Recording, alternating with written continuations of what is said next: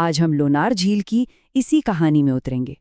जरा सोचिए कि अगर जमीन पर बना कोई गड्ढा सिर्फ एक गड्ढा ना हो, बल्कि किसी दूसरी दुनिया से आया हुआ एक संदेश हो तो? यही वो सवाल है जो लोनार झील हम सबको सोचने पर मजबूर कर देती है। महाराष्ट्र में है ये लोनार झील, एक ऐसी जगह जहां पुरानी कथाएं और आज का विज्ञान दोनों आकर मिलते हैं। पर हैरानी की बात यह है कि दोनों में से कोई भी इसके रहस्यों को पूरी तरह से सुलझा नहीं पाया है। इस झील की कहानी हमें बहुत पीछे ले जाती है, उस समय में जब महाभारत का युद्ध खत्म हो रहा था। वो एक ऐसा दौर था जो पौराणिक कथाओं और दिव्य घटनाओं से भरा पड़ा था। तो चलिए पहले देखते हैं कि पुरानी कथाएं क्या बताती हैं।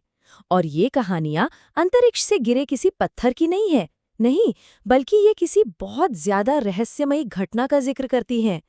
कथाओं के मुताबिक उस जमाने में आसमान में अचानक एक बहुत तेज, बहुत ही चमकदार आग का गोला दिखा।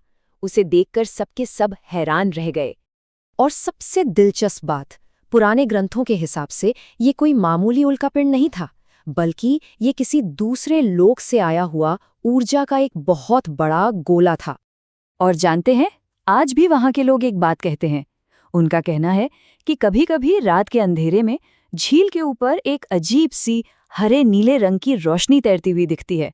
ये बात इस जगह के रहस्य को और भी गहरा बना देती है। अच्छा, अब कथाओं से हटकर जरा विज्ञान की तरफ चलते हैं।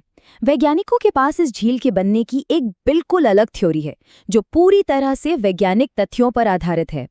तो देखिए, यहाँ पर दो एकदम अलग-अलग कहानियां हैं। एक तरफ पुरानी कथाएं कहती हैं कि ये कोई दिव्य अस्त्र था या ऊर्जा का गोला था, और दूसरी तरफ विज्ञान कहता है कि ये एक सीधी-सादी घटना थी। अंतरिक्ष से एक पत्थर बहुत तेजी से आकर जमीन से टकरा गया। तो मामला साफ लगता है ना? एक उल्कापिंड गिरा और झील बन गई, सिंपल। लेकिन कहानी इतनी भी सीधी नहीं है। यहाँ कुछ ऐसी पहेलियां हैं जो इस आसान से जवाब पर सवालिया निशान लगा देती हैं। और बस यहीं से लोनार का असली रहस्य शुरू होता है। कुछ ऐसे सवाल हैं जिनके पूरे जवाब आज भी वैज्ञानिकों के पास नहीं हैं, और यही चीज इस जगह को इतना अनोखा बनाती है। ये है वो सबसे बड़े सवाल। पहला, इस झील का पानी एक ही साथ खारा और क्षारीय, मतलब सलाइन और एल्केलाइन, दोनों कैसे हो सकता है? ऐसा कॉम्बिनेशन मिलना लगभग नामुमकिन है।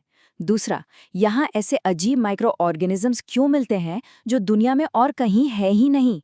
और आखिर में, क्या ऐसा हो सकता है कि झील की गहराई में आज भी कोई अनजान धातु या कोई ऊर्जा का स्रोत छिपा हो? तो ये सारी बातें हमें एक बड़े सवाल पर ले आती हैं कि आखिर लोनार झील है क्या? इसका असली मतलब क्या है? क्या ये सिर्फ जमीन पर बनी एक आकृति है या फिर कुछ और? तो अंत में यही सवाल बचता है, क्या लोनार झील महज एक गड्ढा है जो एक खगोलीय टक्कर से बना, या फिर यह हमारे अतीत के किसी अनजान, किसी रहस्यमयी ताकत के द्वारा पृथ्वी पर छोड़ा गया एक निशान है, एक संकेत है? इसका जवाब शायद हमेशा एक रहस्य ही बना रहेगा।